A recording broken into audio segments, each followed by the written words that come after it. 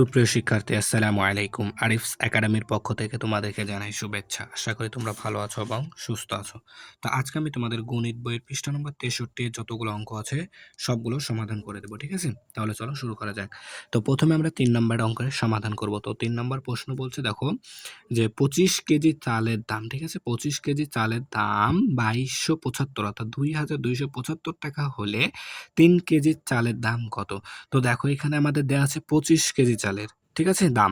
কিন্তু আমাদেরকে বের করতে বলেছে 3 কেজি চালের দাম কত, ঠিক আছে? তো প্রথমে আমাদেরকে এখানে কি করতে হবে জানো? 1 কেজি চালের দামটা বের করে নিতে হবে, ঠিক আছে? তাহলে আমরা খুব সহজে কিন্তু 3 কেজি চালেরটা দাম বের করতে পারবো। তাহলে প্রথমে দেখো, তো আমরা লিখবো, দেখো যেহেতু 25 কেজি দাম দেওয়া আছে তাহলে লিখবো 25 কেজি চালের দাম 2275 টাকা, তাই না? তাহলে প্রথমে আমরা এখন 1 কেজি চালের দাম বের করব, ঠিক আছে? তাহলে দেখো, অতএব 1 কেজি চালের দাম, তাহলে 25 কেজির দাম যদি 2275 টাকা হয় তাহলে 1 কেজির দাম কি কম হবে, তাই না? তাহলে কম হলে কি করতে হবে? আমাদেরকে ভাগ করতে হবে।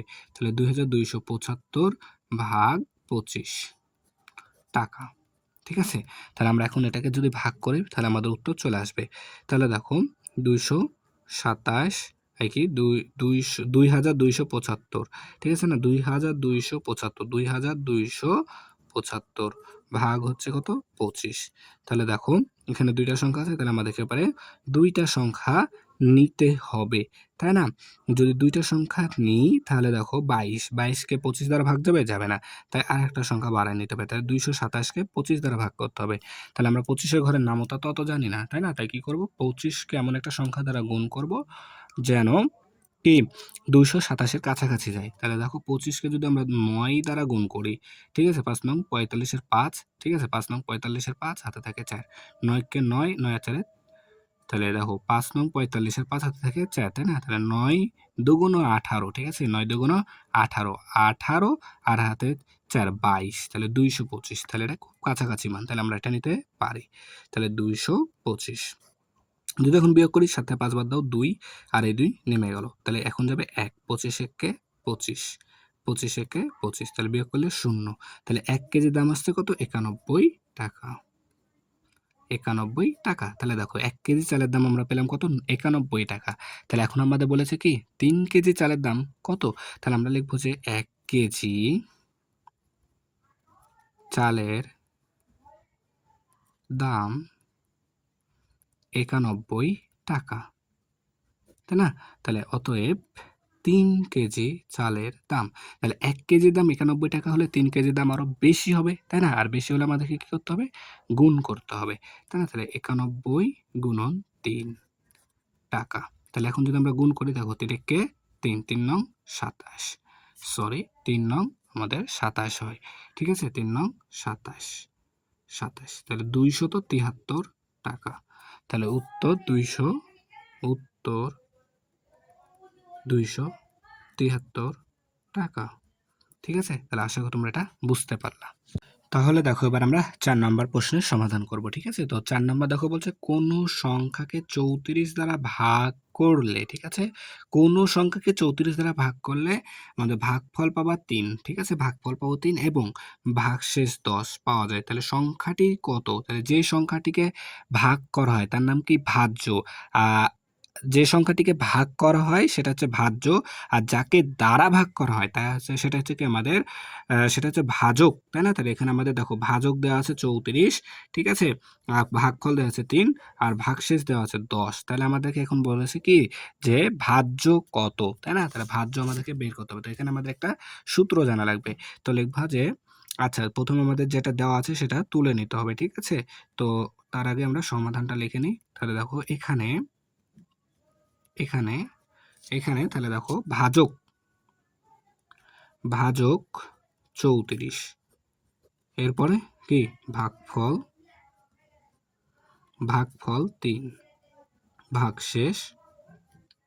ভাগশেষ সমান ১০, ঠিক আছে? তো এখন আমাদেরকে বের করতে হবে ভাজ্য, তাই না? তাহলে আমরা জানি, লিখবো এখানে লিখবো যে আমরা জানি ভাজ্য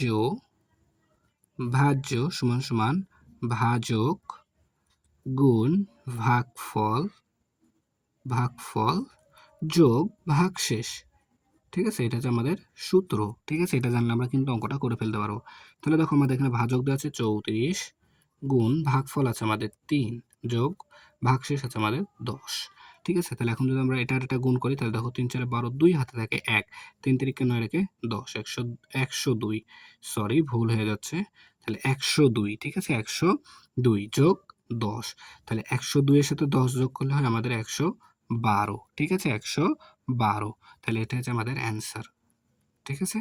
একবারে সহজ। খালি শুধুমাত্র এই সূত্রটা আমাদেরকে মনে রাখলেই অঙ্ক হয়ে যাবে। তাহলে দেখো এবার ৫ নাম্বার অঙ্কটা। ঠিক আছে? তো ৫ নাম্বার বলছে ১ ডজন কমলার মূল্য, ঠিক আছে? ১ ডজন কমলার মূল্য ৳৩১২ হলে ২৫ টি কমলার মূল্য কত? তো এখানে দেখো ১ ডজন, তাহলে ১ ডজন সমান কয়টি ভাইয়া জানো?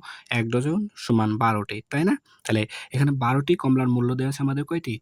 কয় টাকা? ৳৩১২। তো এখন বলেছে আমাদের ২৫ টি কমলার মূল্য কত টাকা হবে?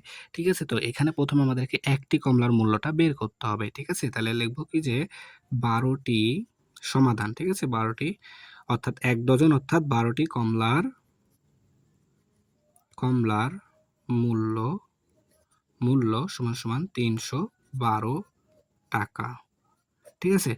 তাহলে ১ম আমরা একটি কমলার মূল্য বের করি। তাহলে অতএব একটি কমলার মূল্য। তাহলে ১২ টি কমলার মূল্য ৳৩১২ হলে একটির দাম আরো কম হবে। তাই না? তাহলে কম হলে কি করতে হবে? ভাগ করতে হবে। ৩১২ ভাগ ১২ টাকা। তাহলে দেখো আমরা যদি এখন ১২ দ্বারা ৩১২ কে ভাগ করি, তাহলে দেখো এখানে আমাদের যাবে ১২ দু গুণ ২৪, ৩ বারং ৩৬ যাবে? যাবে না। তাহলে ১২ দু গুণ ২৪। তাহলে এখন যদি বিয়োগ করি তাহলে ৭ ২ ৭২। ঠিক আছে? ৭২ এখানে। তাহলে এখন ১২ ঘরের নামতা আমাদের ৭২ পর্যন্ত পড়তে হবে। তাহলে দেখো ৬ ১০ ৬ ৬ ২ ৬ বারং ৭২ ৬ বারং ৭২। ঠিক আছে? তাহলে একটি কমলার মূল্য আমাদের আসছে কত? ৳২৬। ঠিক আছে? তাহলে একটির দাম ৳২৬। তাহলে এখন আমাদের বের করতে বলেছে কয়টি? ২৫ টি কমলার মূল্য কত? তাহলে লিখব একটি কমলার দাম বা মূল্য, ঠিক আছে? মূল্য ৳২৬। অতএব ২৫ টি কমলার মূল্য। তাহলে একটির দাম ৳২৬ হলে ২৫ টির দাম আরো বেশি হবে। তাই না? তাহলে এটা আমাদেরকে এখন গুণ করে দিতে হবে। তাই না? ২৬ গুণন ৳২৫। ঠিক আছে? তাহলে যদি এখন আমরা এটা গুণ করে দেখো ২৬ গুণন ২৫। তাহলে ৫ ৬ ৩০ এর ০ হাতে থাকে ৩, ৫ ২ গুণ ১০ আর ৩ ১৩। তারপরে ৬ ২ ১২ ২ হাতে থাকে ১, ২ ২ গুণ ৪ আর ১ ৫। ৫ তাহলে যোগ করো ০, ৩ আর ২ ৫, ৫ আর ১ ৬, ৬৫০। ৳৬৫০। তাহলে উত্তর ৳৬৫০। উত্তর ৳৬৫০। ঠিক আছে? তাহলে আশা করি তোমরা অঙ্কটা বুঝতে পারলা। ঠিক আছে? তাহলে আজকে এ পর্যন্তই। ভিডিওটি ভালো লাগলে অবশ্যই লাইক, কমেন্ট, শেয়ার করতে ভুলবেন এবং পরবর্তী ভিডিও সবার আগে পেতে আমাদের চ্যানেলটি সাবস্ক্রাইব করে রাখো। আল্লাহ হাফেজ। আসসালামু আলাইকুম ওয়া রাহমাতুল্লাহ।